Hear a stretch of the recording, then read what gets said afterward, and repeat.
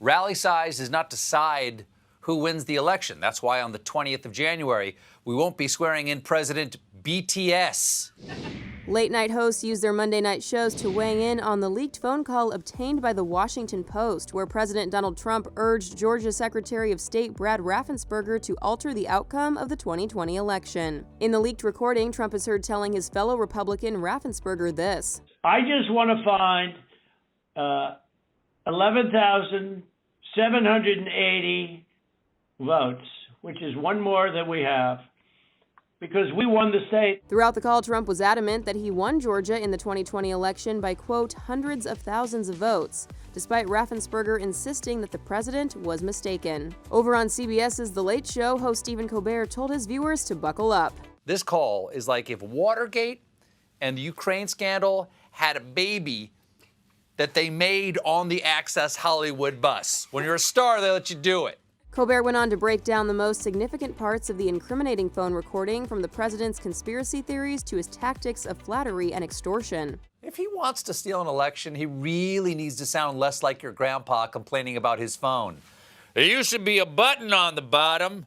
Now it uses my face. What'd they do with the button? On ABC's Jimmy Kimmel Live, the show opened its segment on the call by playing the recording itself, set to a video of Trump's head photoshopped onto the body of a toddler throwing a tantrum while mini-golfing. You know what they did, and you're not reporting it. Under law, you're not allowed to give faulty election results. You're not allowed to do that, and that's what you've done. Host Jimmy Kimmel went on to say this of the conversation. I listened to it twice. I listened to the whole, like it was a surprise Taylor Swift album. Meanwhile, Jimmy Fallon returned to NBC's The Tonight Show stage with his own rundown of the president's actions. That's right. Trump asked him to somehow find enough votes to flip Georgia so that he would win the state by one vote. One vote. Trump was like, because if we're going to do this, we can't make it obvious. Fallon went on to say this. Apparently, every January, Trump's New Year's resolution is to find a new way to get impeached. Also on NBC, late-night host Seth Meyers used his Closer Look segment to talk about the bombshell phone call.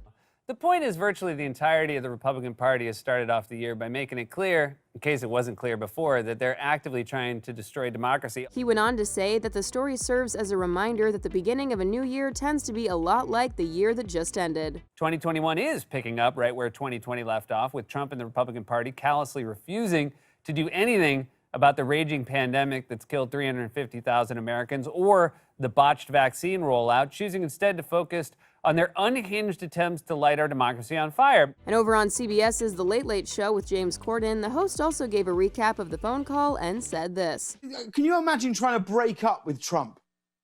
You'd be like, it's over. And they're like, well, that's a shame because I don't accept it. We're not breaking up. We're still together. What are we doing this weekend? For the full late night segments, head to THR.com. For the Hollywood Reporter News, I'm Tiffany Taylor.